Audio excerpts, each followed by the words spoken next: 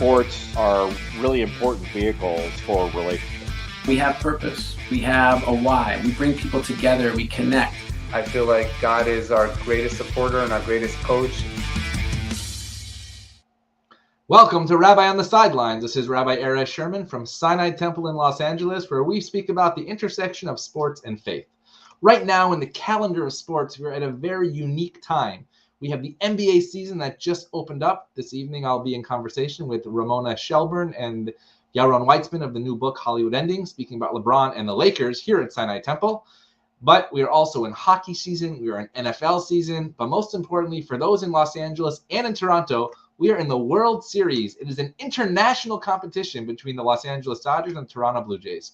And so what better way to talk about sports and faith than not to talk about the players and not to talk to the managers and not to talk to the broadcasters or not even talk to the fans. But let's talk about two rabbis in the cities where the World Series is happening, Los Angeles and Toronto. More importantly, my best friend from rabbinical school, Rabbi Jarrod Grover from Beth Tikva Synagogue in Toronto. Rabbi Grover, good to see you. Rabbi Sherman, great to see you too. What an exciting time to be in the world of synagogues for baseball fans. We're going to combine those two worlds together, aren't we? Yes, we are. And for those who are listening, our regular listeners, this is where I learned everything from Rabbi Grover, only for the Torah, not in the sports, because we're going to start with the competition and name the starting lineups for our favorite teams. No, I'm just kidding. We're not going to do that. But let's actually dig into the depth of the intersection between sports and faith. That's what we talk about on this podcast. And let's talk about what is this moment of intersection between sports and faith when two rabbis are speaking about the World Series of their hometown teams. Well, it's really hard to not be involved in all of the excitement in a city like Toronto. You know, you're blessed in LA with some great teams. Toronto has a reputation of being a city where all our teams constantly build up drama and then disappoint us in the end. A few years ago, the Raptors surprised everybody, and it had been years since Toronto had won any championship in any sport, and the whole city was electric with hundreds of thousands of people on the streets celebrating when the Toronto Raptors won. By the way, I hope you're going to have the GM one day, not the GM, the owner of the Toronto Raptors, Larry Tannenbaum. I hope you'll have him on your podcast one day. He's a wonderful guy and a real leader in the Canadian Jewish community, Maple Leaf sports and entertainment. God bless him. But listen, 1994 was the last time the Blue Jays made it to the World Series. And you know, there's a whole thing with Shohei Ohtani and the Toronto and the Blue Jays were very upset that he didn't sign with us because we were trying to lure him in for a long time. So the excitement in this city is electric, and any rabbi who's got his pulse on what the community is thinking and doing has to be caught up in the excitement and energy in Toronto right now for our hometown baseball team. So as you know, for our synagogues to pretend like to be walled out from all of that and to pretend like it doesn't affect us at all doesn't make sense. So we're going to bring some of the energy and spirit that's out there for our baseball teams into the sanctuary and get everybody excited, and do so. You'll tell everybody a little bit, Erez, by highlighting values that are important in our faith.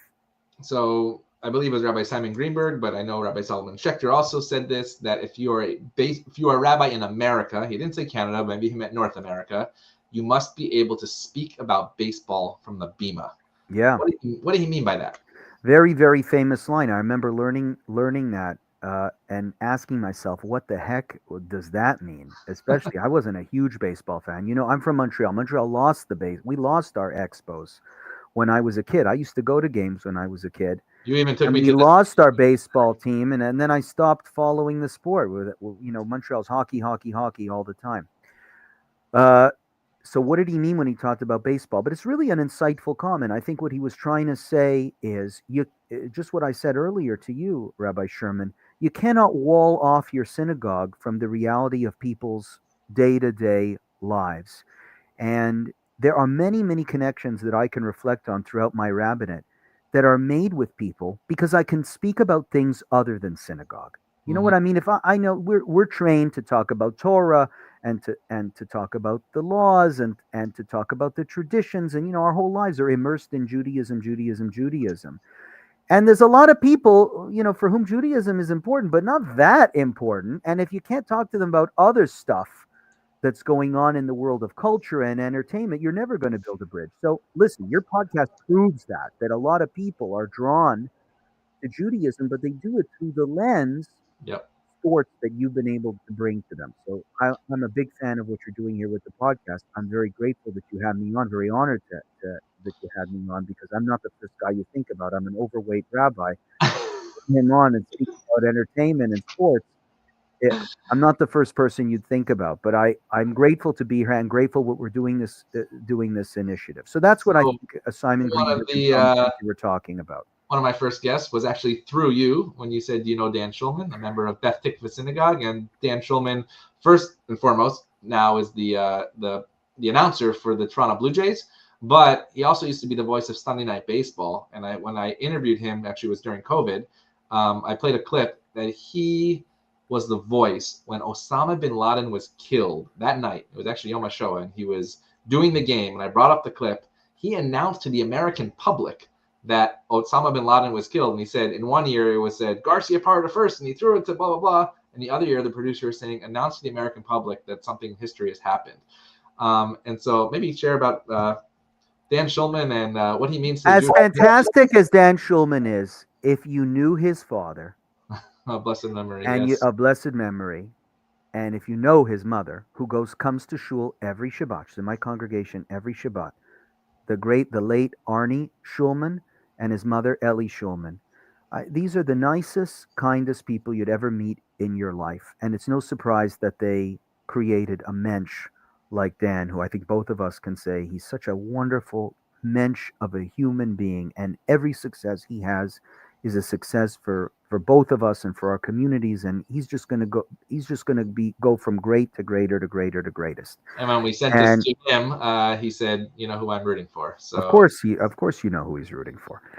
But he's a wonderful, wonderful guy and grew up in my congregation. So, that's part of the reason, part of what gets us all excited here about this World Series. And so let's talk about the wager, because that's what we're going to be doing. Right. And we're going to be doing a little bet between rabbis about victories, and we hope that each side is correct. But it's also about me humiliating you, Rabbi Sherman, in front of your congregation. I mean, we have to make this fun for everybody. If it's just happy and nice, everybody will tune out. So I think you are a beloved rabbi, and it's time you be humiliated. Just like we're going to humiliate the Dodgers. We're going to humiliate you. The autocorrect came as humility, not humiliating. So I'm sorry about that. I guess that's more of a rabbinic. But I do want to talk about the tzedakah piece, because I think that's the most important piece, how sports can actually bring people through bridge. Yeah. At the end of the day, one of the cities is going to win. But just before you get there, explain how we're going to humiliate each other. Exactly. So not with the charity. I'm going to force you. Say it. When the Dodgers lose, what are we going to do? When the Dodgers win, Rabbi Grover will be wearing this beautiful jersey on the bima for Adon Olam. It says Dodgers. And when or if the Blue Jays win, there might be a Canadian showing on our bima here in Los Angeles. So after Game 4, when we destroy you, wow, you're going to wear a Blue Jays jersey at Sabbath services at Sinai Temple in LA. I might just fly down to see it. On the bima at Sinai Temple, I want everybody to come and watch Rabbi Sherman in a Blue Jays jersey at Sabbath services, and I might make him sing "O Canada." I haven't decided yet. I might make him sing, and he's going to give a sermon about being humble in defeat. And so, first of all, I want to talk about the personal story, because, as I said, I grew up actually a Blue Jays fan growing up in Syracuse, New York, where the AAA team was Syracuse, and all those great Blue Jays of the past in 1994, I watched them as minor leaguers. Wow. So we talk about humbleness and humility. I watched these young kids become these major leaguers. But let's get to the tzedakah piece, because we don't have so much time. And at the end of the day, each of us are going to choose a tzedakah of our choice in our respective city, and we will both give some shekels and some dollars to that. What does that mean to you, that this can be done through sports? I think what we're saying is that we might be cheering for different teams, but our core values are the same.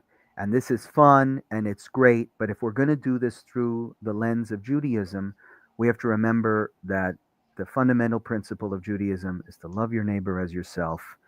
And despite the fact that we might wear different color jerseys and be rooting for different color teams, we both believe in helping the needy, in giving to the misfortunate, in providing healing to the sick and strength to the weary. And I don't know which charity you've chosen. I haven't chosen which charity I'm going to force you to give to again when the Dodgers lose, but it'll be a local Toronto charity, and your US dollars are worth a lot of money to us. So I'm going to pick a great charity here in Toronto that gives to the needy, and I'll make sure that you get your tax receipt for your donation, Rabbi Sherman, that you can use in the IRS. I want to ask you a question that I actually asked Dan Schulman and many of the Sure. sports broadcasters about the escape of sports. We're in a very historic time with the Jewish people in Israel. We were both celebrating on October 13th with the release of the 20 live hostages. Every single day, we're waiting for another hostage that is not alive to come back for proper Jewish burial. And then all of a sudden, our favorite teams are playing a game. How do we reconcile that? And what do we do allowing us to both enjoy it while also understanding the heaviness of the moments outside of a stadium? Erez, to me, or Rabbi Sherman, to me, sports teaches us so many important lessons about life. What it means to be on a team, to rely on other people, that their success becomes your success.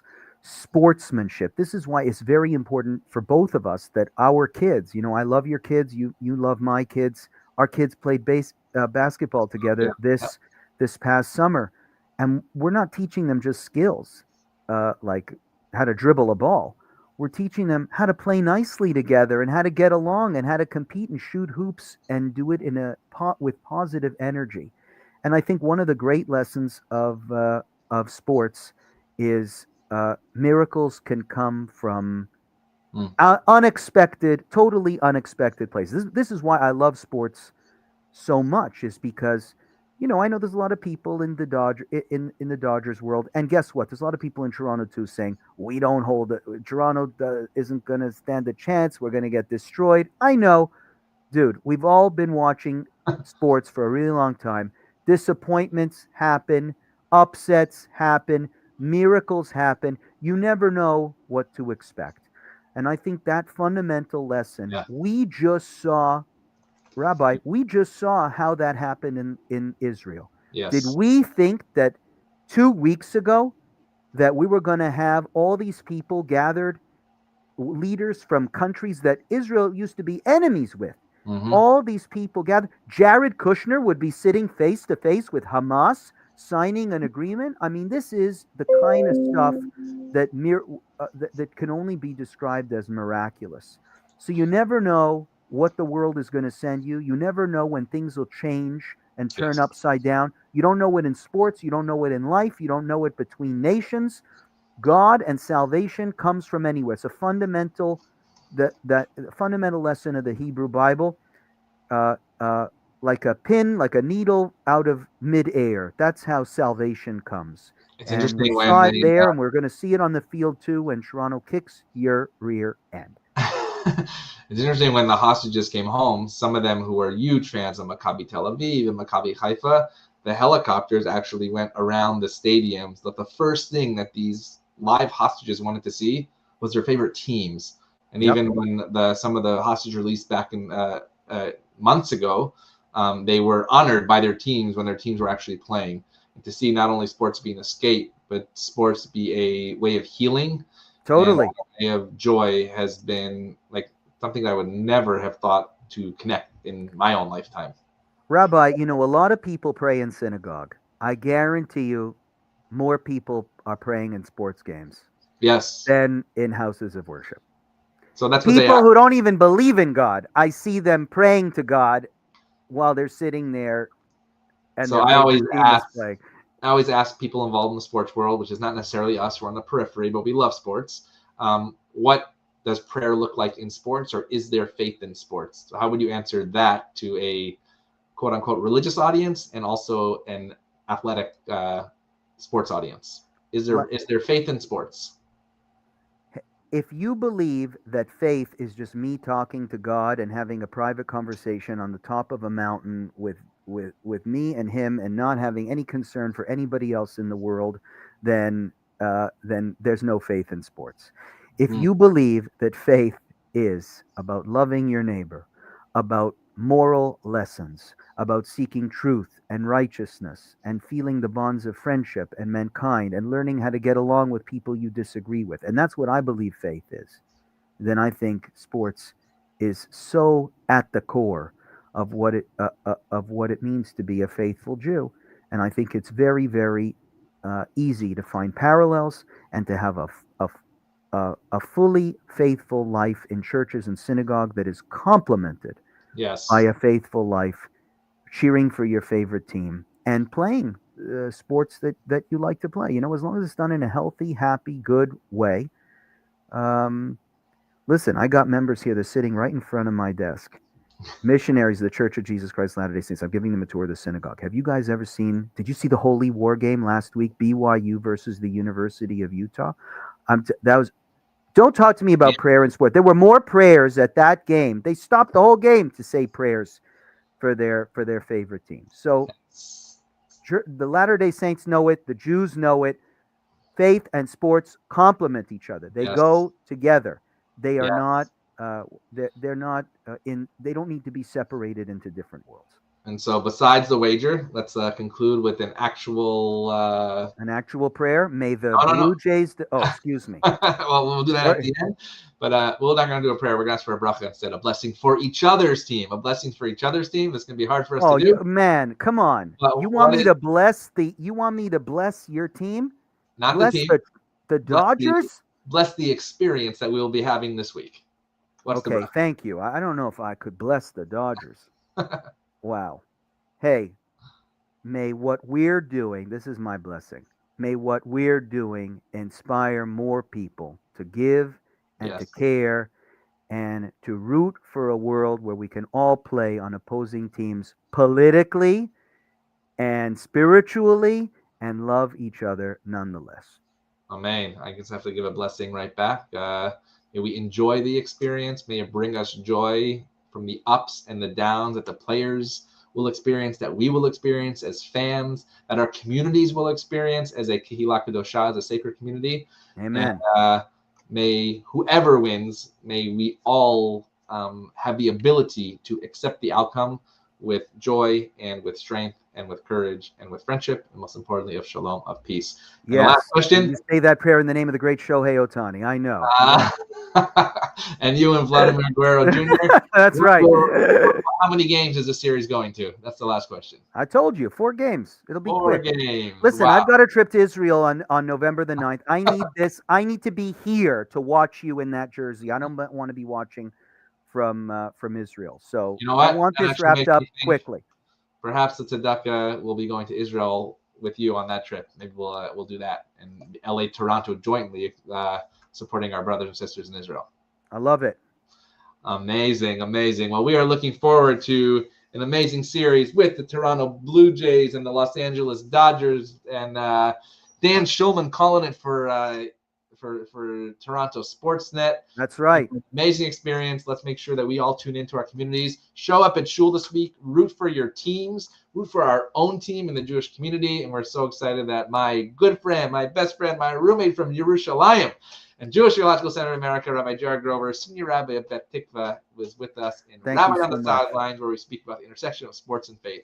Thank Rabbi you. Grover, love you very much, Rabbi. Love your whole family. Love your parents. Love your kids. Sending you only good things across the border to the land of the free. And sadly, it will be the land of the losing team. Have a great day. We'll see you next on Take Rabbi care. on the Sidelines.